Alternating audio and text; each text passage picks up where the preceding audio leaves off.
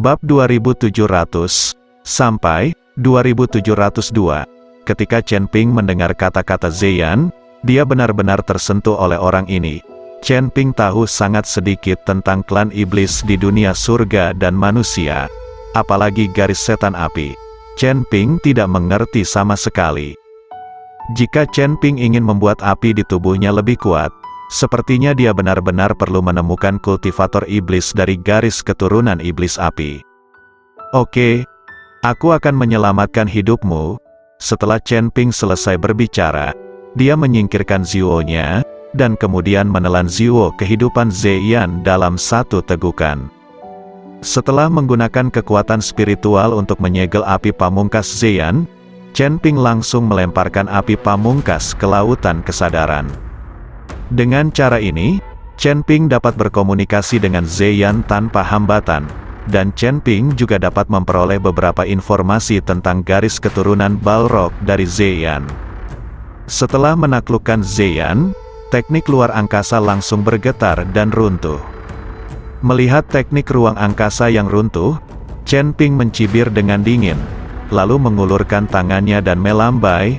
Langit yang dipenuhi kekuatan spiritual dimuntahkan ke sekitarnya. Dalam sekejap, teknik luar angkasa hancur seketika, dan sosok Chen Ping mulai perlahan muncul.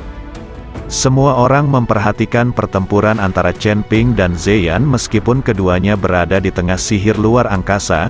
Getaran dahsyat di kehampaan masih membuat semua orang merasakan intensitas pertempuran di antara keduanya. Dengan runtuhnya teknik luar angkasa, semua orang tahu bahwa pertempuran antara Chen Ping dan Zeyan telah berakhir. Pasti Zeyan yang menang. Dia adalah orang yang memiliki pengetahuan unik tentang Balrog. Penatua kedua melihat teknik ruang yang hancur, dan ekspresi kegembiraan muncul di wajahnya. Ini untuk membunuh Chen Ping dengan miliknya keterampilan unik. Sekarang teknik luar angkasa rusak. Itu membuktikan bahwa pertempuran telah berakhir, dan Chen Ping pasti telah dipenggal. Mendengar kata-kata penatua kedua, penatua ketiga, Liu Ruyan dan yang lainnya semua terkejut. Mereka semua menantikan, berharap Chen Ping akan aman dan sehat. Paman ketiga, Nona, jangan khawatir, Tuan Chen pasti aman dan sehat, dia pasti yang keluar. Saat ini, Ni Heng berkata dengan percaya diri. Mengapa kamu begitu yakin? Penatua ketiga memandang Ni Heng dengan sangat ingin tahu. Karena Ni Heng bisa menebak dengan benar setiap saat, dan Ni Heng tampaknya memiliki kepercayaan mutlak pada Chen Ping. Ya, bagaimana kamu tahu bahwa pasti Chen Ping yang keluar? Liu Ruyan juga menatap Ni Heng dengan bingung dan bertanya. Ni Heng tersenyum kecut, masalahnya telah berakhir, dan dia tidak perlu menyembunyikannya. Jadi dia berkata, Tuan Chen memegang jiwaku di tangannya. Jika sesuatu terjadi pada Tuan Chen, aku akan menjadi mayat sekarang. Begitu kata-kata Ni Heng keluar, tetua ketiga dan Liu Ruyan terkejut, dan kemudian menjadi bahagia. Baru sekarang tetua ketiga mengerti bahwa, sebagai murid tertua Hu Yixiao, bagaimana Ni Heng bisa mendengarkan kata-kata Chen Ping di mana-mana, dan dia juga menjadi sangat ramah terhadap murid dari garis keturunan mereka. Ternyata jiwa takdir dicubit oleh Chen Ping, dan Ni Heng harus mendengarkan Chen Ping. Mengikuti kata-kata Ni Heng, sosok Chen Ping menjadi semakin jelas, dan akhirnya muncul di depan semua orang. Tuan Chen, ini benar-benar Tuan Chen. Melihat ini, Fang Su berteriak dengan penuh semangat. Penatua ketiga dan Liu Ruyan juga gemetar karena kegirangan saat melihat Chen Ping muncul. Semua orang memandang Chen Ping dengan penuh semangat. Lagi pula, Chen Ping mampu mengalahkan Zeyan itu tepat setelah dia menembus kondisi tubuh yang pas, sungguh luar biasa. Penatua kedua tampak terkejut. Dia memandang Chen Ping dengan tidak percaya, dan kemudian melihat sekeliling Chen Ping. Dia ingin melihat apakah Zeyan masih hidup. Tidak perlu mencarinya, orang yang kamu undang telah menjadi abu. Kata Chen Ping dengan senyum dingin. Kata-kata Chen Ping membuat tetua kedua dan Moxiu bawahan Zeyan panik. Sekarang Zeyan sudah mati. Itu membuktikan bahwa kekuatan Chen Ping pasti lebih kuat dari Zeyan, Kejutan semacam ini membuat para pembudidaya iblis yang dibawa oleh Zeyan gemetar, tanpa semangat juang. Semuanya, jangan panik. Aku tahu kekuatan Zeyan. Chen Ping pasti menggunakan semacam trik. Tetapi bahkan jika Chen Ping mengalahkan Zeyan, dia pasti terluka parah. Tidak perlu takut padanya. Kamu manfaatkan saja kesempatan ini untuk membalas dendam Zeyan. Tetua kedua takut para pembudidaya iblis itu akan melarikan diri. Jadi dia berteriak keras.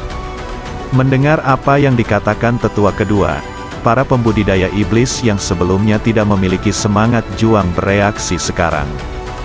Pertarungan Chen Ping dengan Zeyan barusan mengejutkan. Bahkan jika Chen Ping membunuh Zeyan, Chen Ping sendiri tidak akan selamat. Mungkin Chen Ping saat ini sudah kehabisan tenaga, sengaja berpura-pura santai, tapi nyatanya dia sudah menderita luka serius. Dan Chen Ping menatap tetua kedua dengan dingin, lalu berkata dengan jijik di matanya, bahkan jika aku terluka, jika aku ingin membunuhmu, itu hanya gerakan tanganku. Apakah kamu berani untuk bertarung denganku? Chen Ping dengan sengaja mengirim tetua kedua ke tentara, karena tetua kedua mengatakan bahwa dia terluka parah, tidak ada yang perlu ditakutkan. Jadi Chen Ping dengan sengaja memprovokasi tetua kedua. Jika tetua kedua berani bertarung, maka Chen Ping dapat dengan mudah membunuh tetua kedua 1 lawan 1. Tetapi jika tetua kedua tidak berani bertarung, maka apa yang baru saja dia katakan pasti akan dicurigai oleh para pembudidaya iblis itu. Penatua kedua tidak mengharapkan Chen Ping melakukan ini. Dia berencana untuk membiarkan para pembudidaya iblis ini mengikuti Chen Ping sampai mati. Tetapi dengan cara ini, penatua kedua hanya bisa menghadapi Chen Ping sendirian. Penatua kedua juga tahu pro dan kontra. Jika dia tidak setuju dengan Chen Ping, maka orang-orang di sisinya akan runtuh dalam sekejap. Chen Ping, jangan berpuas diri. Kenapa aku tidak berani? Lihat bagaimana aku membunuhmu. Mata tetua kedua penuh dengan niat membunuh, dan kemudian dia bergegas menuju Chen Ping. Penatua kedua tahu bahwa kuncinya sekarang adalah Chen Ping. Selama Chen Ping terbunuh, penatua ketiga, Liu Ruyan dan yang lainnya akan kehilangan semangat juang mereka dalam sekejap. Kamu benar-benar berani naik. Dengan kemampuan kecilmu, kamu tidak sebaik Zeyan itu, dan kamu masih ingin membunuhku. Sudut mulut Chen Ping terangkat, dan wajahnya penuh dengan penghinaan, yang membuat tetua kedua semakin marah. Alis tetua kedua dipenuhi cahaya, dan kemudian pedang terbang emas muncul dari udara tipis. Pedang terbang yang tak terhitung jumlahnya membentuk badai yang kuat dan mengelilingi Chen Ping. Dibandingkan dengan niat pedangku, kamu masih sedikit. Chen Ping mencibir lagi, dan mengeluarkan pedang pembunuh naga dalam sekejap. Itu tidak sebanding dengan senjata sihir biasa. Dengan gelombang cahaya pedang pembunuh naga di tangan Chen Ping, aura pedang yang memenuhi langit menjadi luar biasa. Pedang terbang tetua kedua dan energi pedang Chen Ping bertabrakan satu sama lain, membuat suara memekakkan telinga, dan seluruh sekte Kuali Giok mulai bergetar hebat. Tetua kedua langsung terluka oleh energi pedang yang menakutkan, dan dia terbang mundur.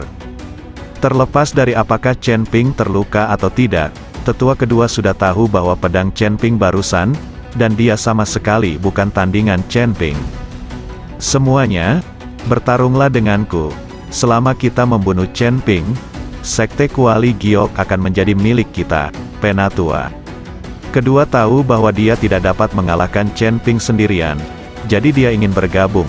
Pembudidaya setan menyerang Chen Ping bersama-sama. Namun, tidak peduli berapa banyak tetua kedua berteriak, tidak ada yang bergerak. Tidak ada yang bodoh, dalam situasi saat ini. Jelas bahwa tetua kedua ditakdirkan, siapa yang akan mengikutinya sampai mati.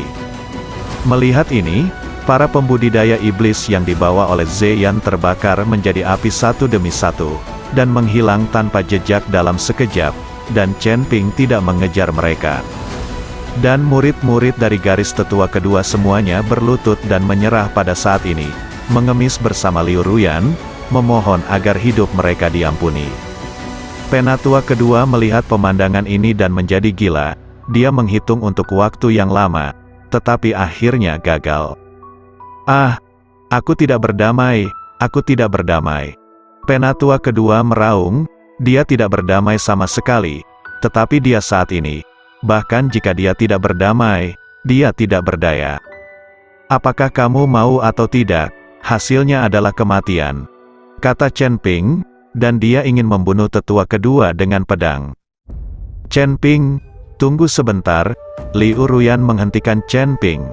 Chen Ping memandang Liu Ruyan dan bertanya, "Ada apa? Orang ini meracuni ayahku. Aku harus membunuhnya dengan tanganku sendiri." Liu Ruyan memelototi tetua kedua dan berkata, "Melihat ini, Chen Ping perlahan menyingkirkan pedang pembunuh naga."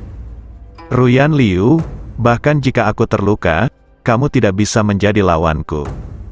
Melihat Ruyan Liu masih ingin membunuhnya, tetua kedua mendengus dingin.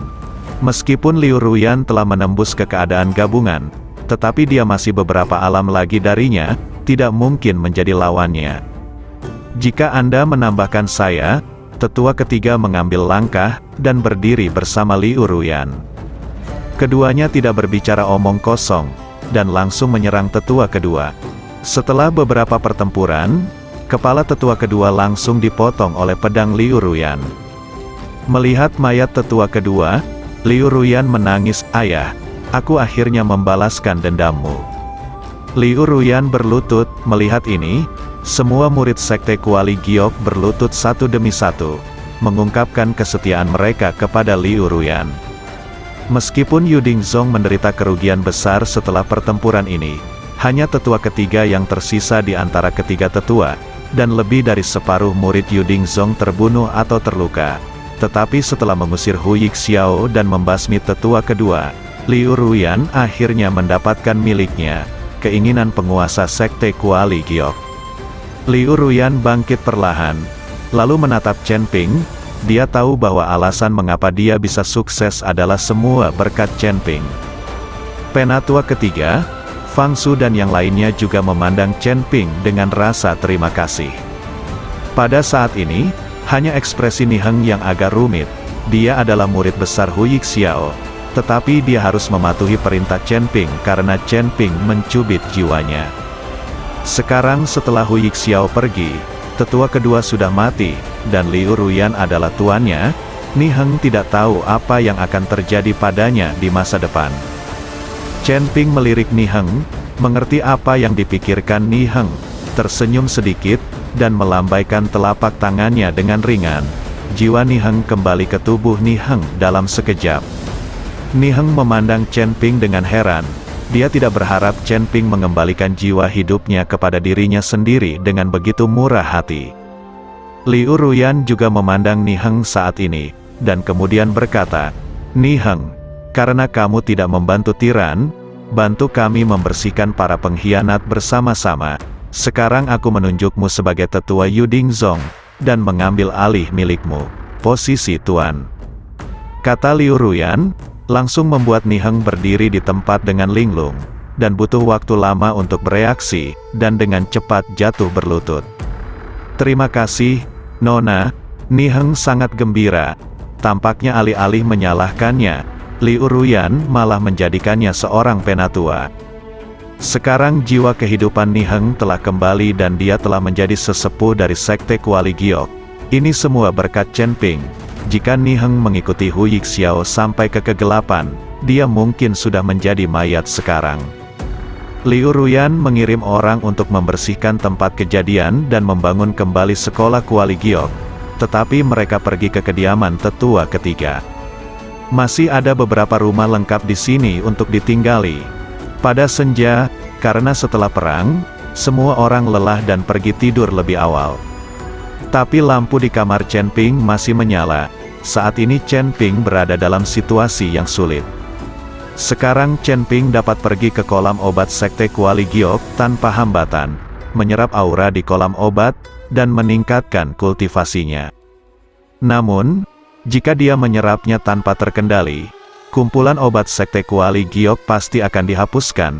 Jika Chen Ping tidak memikirkannya ketika Hu Yixiao menjadi raja, tidak masalah jika dia menyerap kumpulan obat, Tapi sekarang Liu Ruyan telah menjadi tuan dari Sekte Kuali Giok, jika Chen Ping menghapus kumpulan obat, dia akan sedikit malu. Lagi pula, banyak murid Sekte Kuali Giok membuat terobosan dengan mengandalkan aura di kolam obat.